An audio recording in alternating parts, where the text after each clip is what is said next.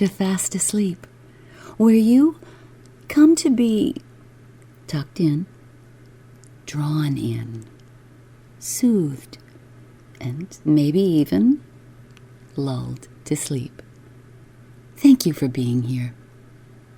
We have 2 quotes for you today. See if you can guess who said this. You can't try to do things.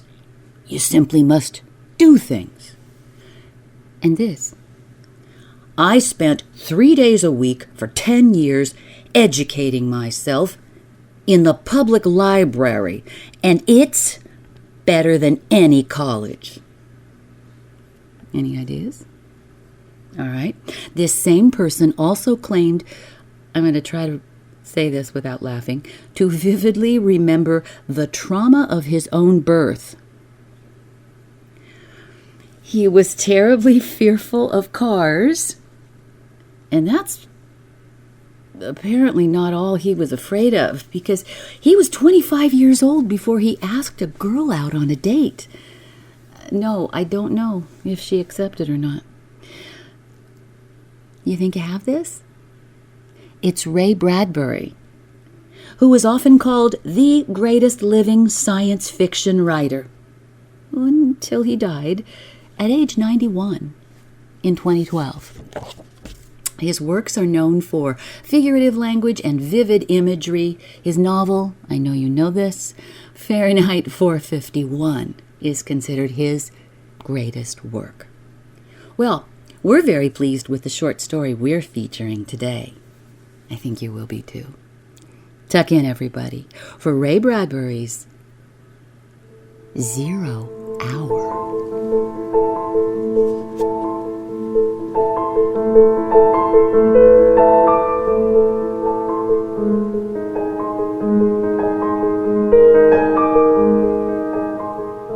Oh, it was to be so jolly.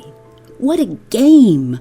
Such excitement they hadn't known in years. The children catapulted this way and that across the green lawns, shouting at each other, holding hands, flying in circles, climbing trees, laughing. Overhead, the rockets flew, and beetle cars whispered by on the streets. But the children played on. Such fun, such tremulous joy, such tumbling and hearty screaming. Mink ran into the house all dirt and sweat. For her 7 years, she was loud and strong and definite. Her mother, Mrs. Norris, hardly saw her as she yanked out drawers and rattled pans and tools into a large sack. Heavens, Mink! What's going on? The most exciting game ever, gasped Mink, pink-faced. Well, stop and get your breath, said the mother. No, I'm all right, gasped Mink. Okay if I take these things, Mom, but don't dent them, said Mrs. Morris. Thank you, cried Mink, and boom, she was gone like a rocket. Mrs. Morris surveyed the fleeing tot. What's the name of the game? Invasion, said Mink. The door slammed. In every yard on the street, children brought out knives and forks and pokers and old stovepipes and can openers. It was an interesting fact that this fury and bustle occurred only among the younger children. The older ones, those 10 years and more, disdained the affair and marched scornfully off on hikes or played more dignified versions of hide and seek on their own. Meanwhile, parents came and went in chromium beetles. Repairmen came to repair the vacuum elevators in houses, to fix fluttering television sets, or hammer upon stubborn food delivery tubes. The adult civilization passed and repassed the busy youngsters, jealous of the fierce energy of the wild tots. tolerantly amused at their flourishings, longing to join in themselves. "This, and this, and this," said Mink, instructing the others with their assorted spoons and wrenches. "Do that, and bring that over here. No, here, Ninny. Right, yeah. Now, get back while I fix this." Tongue in teeth, face wrinkled in thought. "Like that, you see." "Yay!" shouted the kids. 12-year-old Joseph Connors ran up. "Go away," said Mink, straight at him. "I want to play," said Joseph. "Can't," said Mink. "Why not?" "You just make fun of us." "Honest, I wouldn't." "No, we know you. You go away, or we'll kick you." Another 12-year-old boy whirred by on little motor skates. "Hey, Joe, come on. Let them sissies play." Joseph showed reluctance and a certain wistfulness.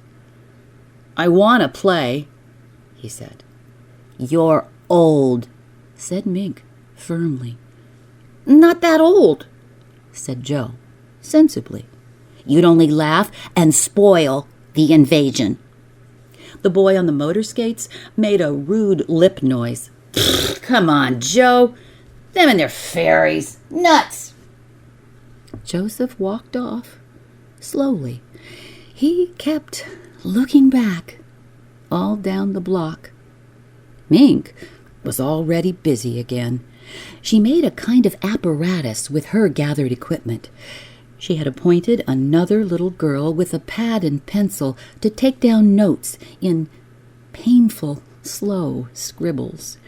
Their voices rose and fell in the warm sunlight. All around them, the city hummed. The streets were lined with good, green, and peaceful trees. Only the wind made a conflict across the city, across the country, across the continent. In 1,000 other cities, there were trees and children and avenues. Businessmen in their quiet offices taping their voices or watching televisors. Rockets hovered like darning needles in the blue sky. There was the universal quiet, conceit, and easiness of men accustomed to peace. Quite certain there would never be trouble again. Arm in arm, men all over Earth were a united front. The perfect weapons were held in equal trust by all nations. A situation of incredibly beautiful balance had been brought about. There were no traitors among men, no unhappy ones, no disgruntled ones. Therefore, the world was based upon a stable ground. Sunlight illumined half the world, and the trees drowsed in a tide of warm air. Mink's mother, from her upstairs window, gazed down. The children. She looked upon them and shook her head.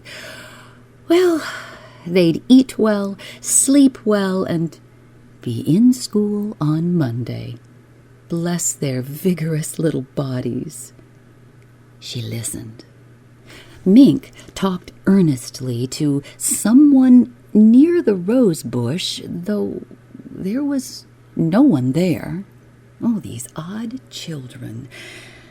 And the little girl, what was her name? Anna? Anna took notes on a pad. First, Mink asked the rose bush a question and then called the answer to Anna. "Triangle," said Mink. "What's a said Anna with difficulty. "Angle." "Never mind," said Mink. "Well, how do you spell it?" asked Anna.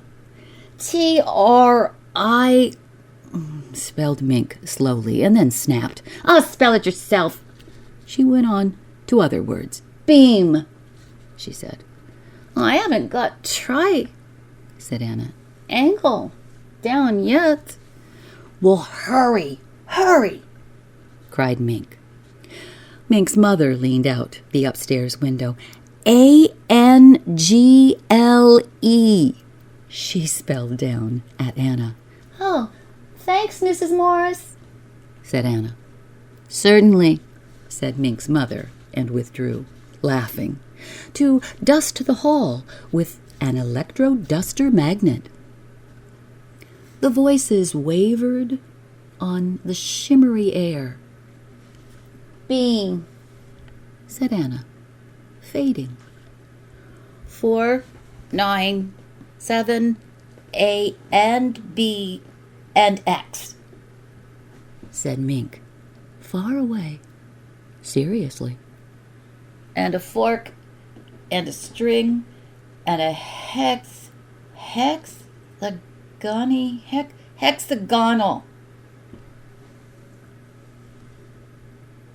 At lunch, Mink gulped milk at one toss and was at the door.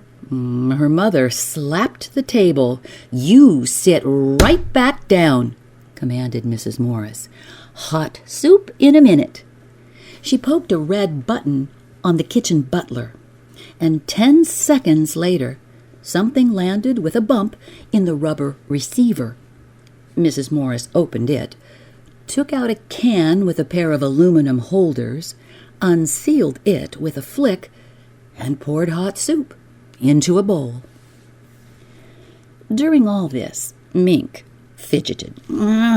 "Hurry, Mom. This is a matter of life and death." "Oh, I was the same way at your age, always. Life and death, I know." Mink banged away at the soup. "Oh, slow down," said Mom. "Can't. Drill's waiting for me." "Oh, who's Drill? What a peculiar name," said Mom. "You don't know him," said Mink. "A new boy in the neighborhood?" asked Mom. He's new, all right," said Mink. She started on her second bowl. "Well, which one is Drill?" asked Mom. "He's around," said Mink evasively. "You'll make fun. Everybody pokes fun. Gee, darn."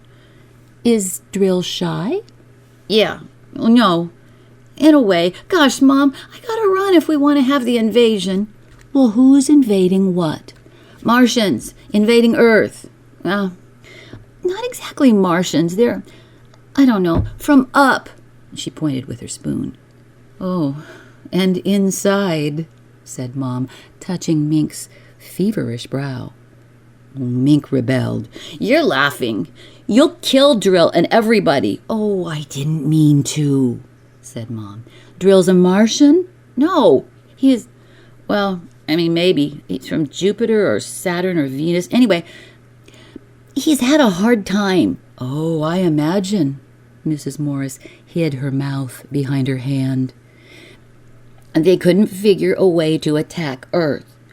"Oh, we're impregnable," said Mom, in mock seriousness. "That's the word Drill used. Yeah, that was the word, Mom." My, Drill's a brilliant little boy. 2-bit words." "They couldn't figure a way to attack, Mom. Drill says, in order to make a good fight, you gotta have a new way of surprising people. And that way, you win. He says also, you gotta have help from your enemy." "Oh, a 5th column," said Mom. "Yeah, that's what Drill said. And they couldn't figure a way to surprise Earth or get help." "Well, no wonder. We're pretty darn strong," Mom laughed, cleaning up. Mink sat there staring at the table, seeing what she was talking about. Until one day, whispered Mink melodramatically, they thought of children. Well, said Mrs. Morris brightly, and they thought of how grown-ups are so busy they never look under rose bushes or on lawns. Well, only for snails and fungus. And then there's something about dims? No, dimensions? Oh, dimensions. 4 of them. And there's something about kids under 9 and imagination. It's real funny to hear Drill talk. Mrs. Morris was tired. Well, it must be funny. You know, you're keeping Drill waiting right now. It's getting late in the day, and if you want to have your invasion before your bath, you better jump. Do I have to take a bath? Growled Mink. Oh, you do. Why is it children hate water? No matter what age you live in, children hate water behind the ears. Drill says I won't have to take baths, said Mink. Oh, he does he? He told all the kids that. No more baths, and we can stay up till 10 o'clock and go to 2 televisor shows on Saturday instead of 1. Well, Mr. Drill better mind his P's and Q's. I'll call up his mother. Mink went to the door. You know, we're having trouble with guys like Pete Britz and Dale Jarrick. They're growing up. They make fun. You know, they're worse than parents. They just won't believe in Drill. They're so snooty 'cause they're growing up. You'd think they'd know better anyway. They were little only a couple of years ago. I hate them. We'll kill them first. Oh, and your father and I last? Drill says you're dangerous. You know why? 'Cause you don't believe in Martians. They're gonna let us run the world. Well, not just us, but the kids over in the next block, too. I might be queen. She opened the door.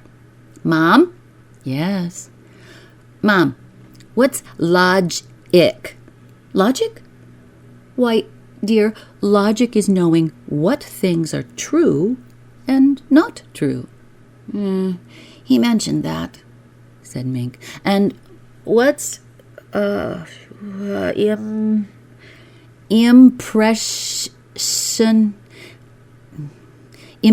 impressionable. It took her a minute to say it. Oh, why, it means... Her mother looked at the floor, laughing gently. It means to be a child, dear. Thanks for lunch. Mink ran out, and then she stuck her head back in. Mom, I'll be sure you won't be hurt much. Really. Oh, well, thanks, said Mom. Slam went the door.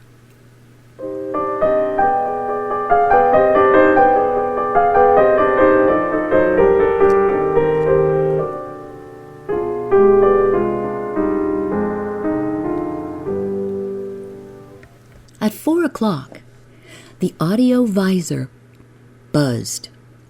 Mrs. Morris flipped the tab. Hello, Helen, she said in welcome. Hello, Mary. How are things in New York?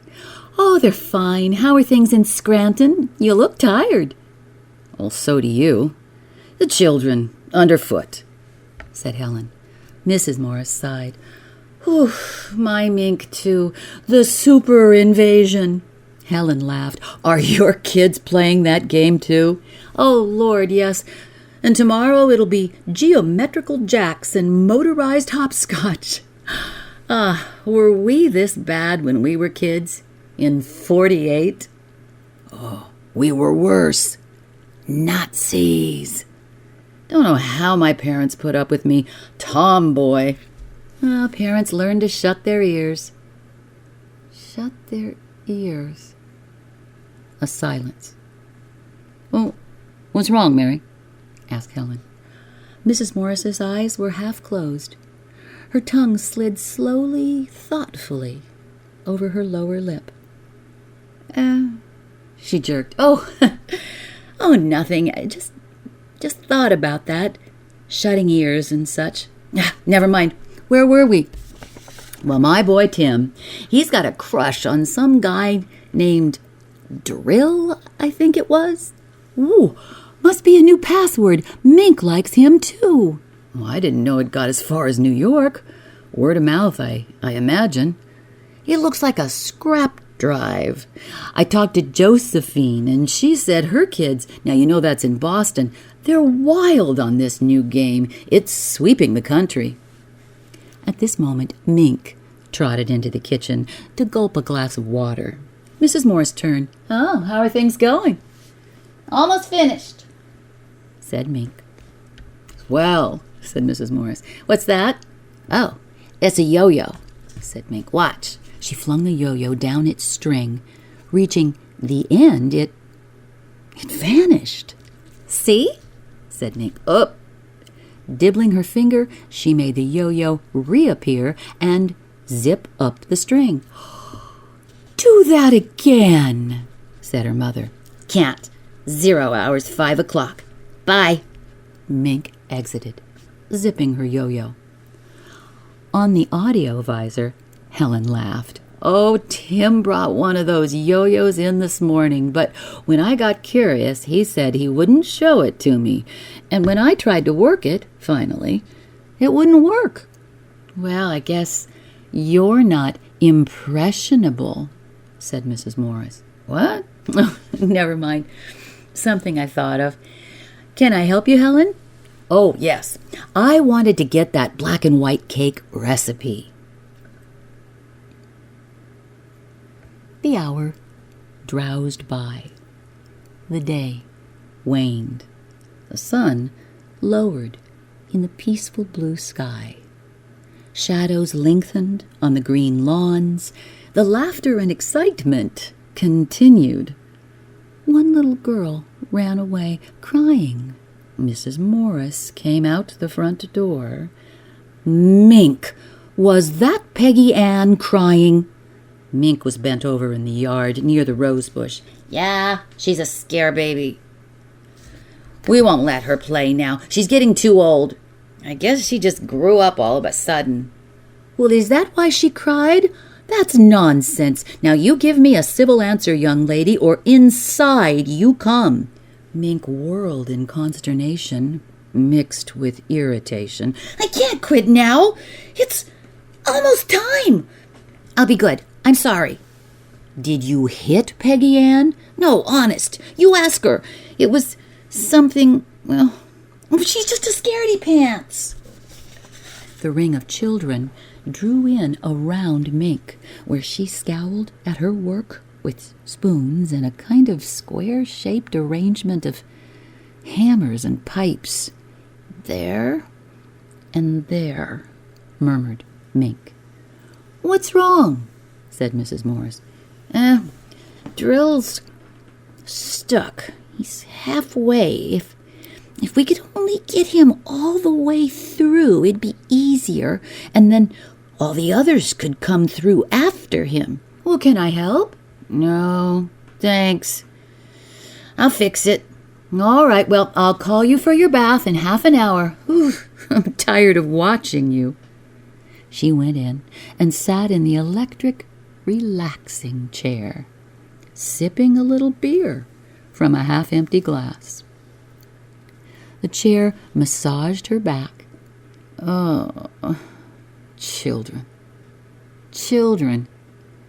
Children and love and hate, side by side. Sometimes children loved you and hated you, all in half a second. Strange. Children. Did they ever forget or forgive the whippings and the harsh, strict words of command? She wondered. How can you ever forget or forgive those over and above you, those tall and silly dictators? Time passed. curious, waiting silence came upon the street, deepening. 5 o'clock. A clock sang softly somewhere in the house in a quiet, musical voice. 5 o'clock. 5 o'clock. Time's a-wasting. 5 o'clock. And purred away into silence.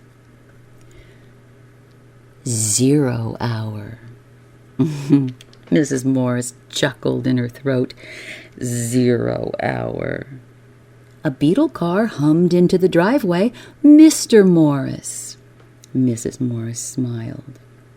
Mr. Morris got out of the beetle, locked it, and called hello to Mink at her work. Mink ignored him.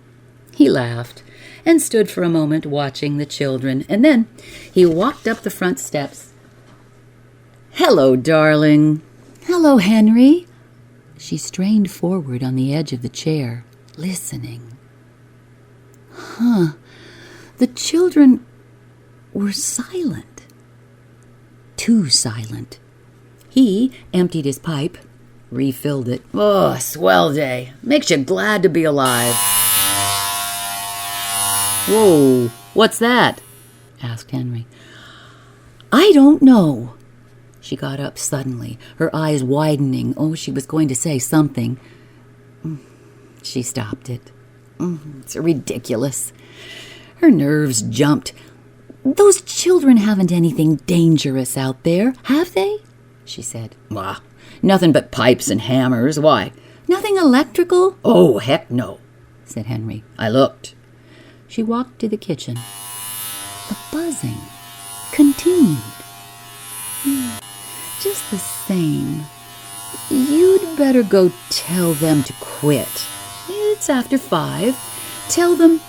Her eyes widened and narrowed. Tell them to put off their invasion until tomorrow. She laughed nervously. The buzzing grew louder. What are they up to? I'd better go look, all right.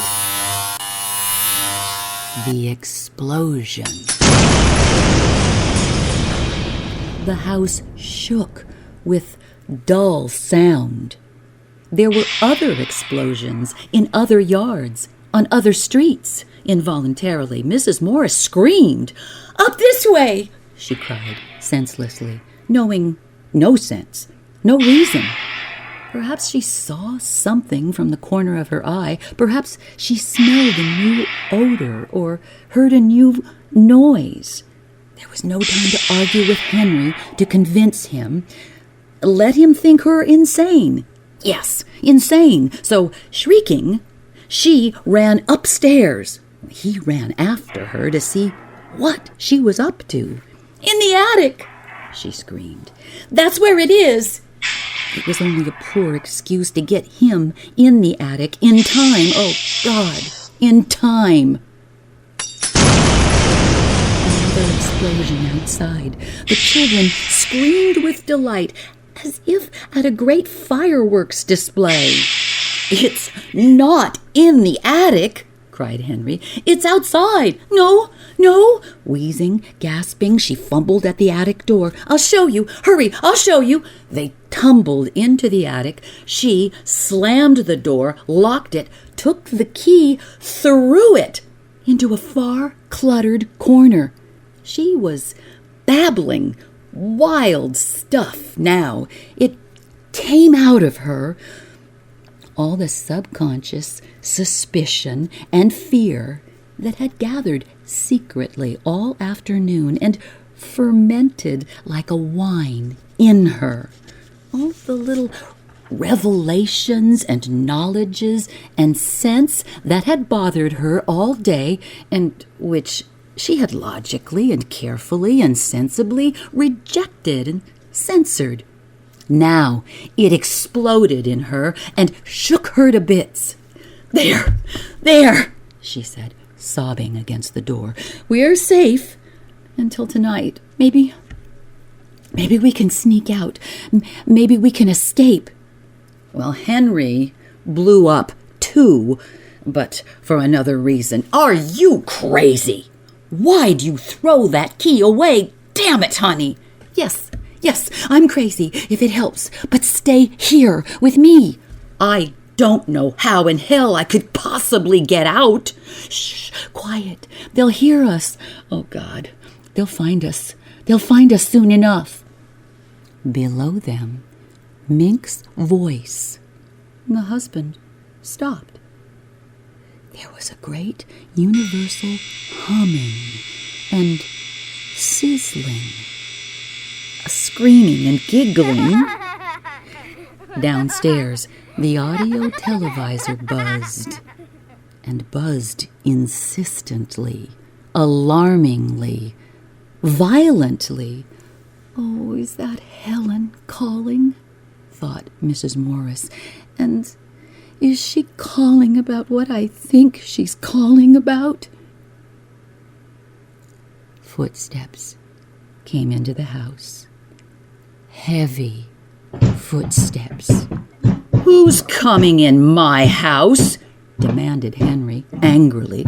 Who's tramping around down there? Heavy feet. 20, 30, 40, 50 of them.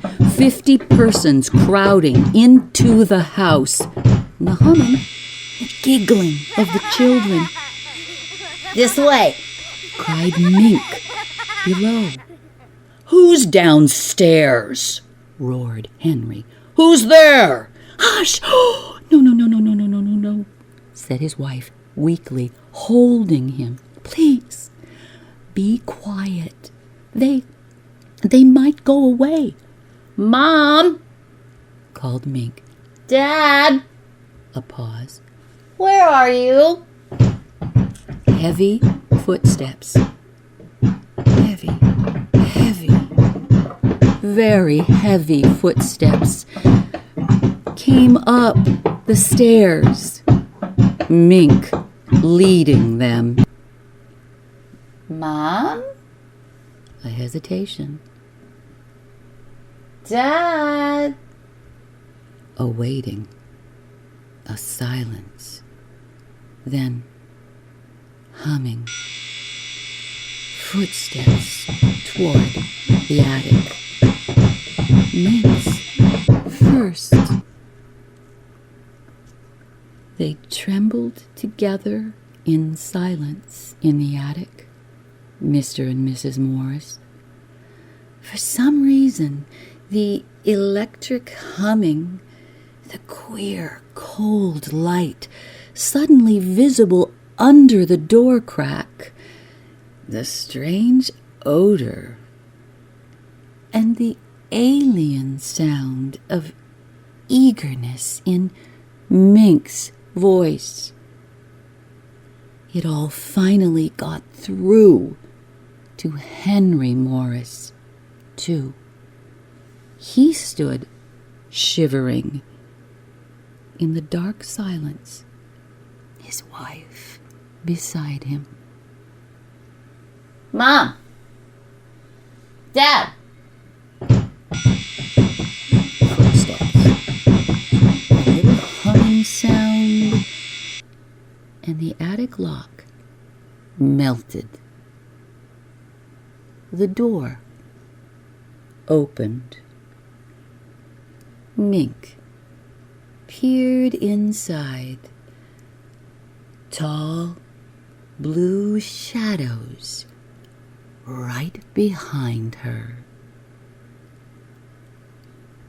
Peekaboo, said Mink.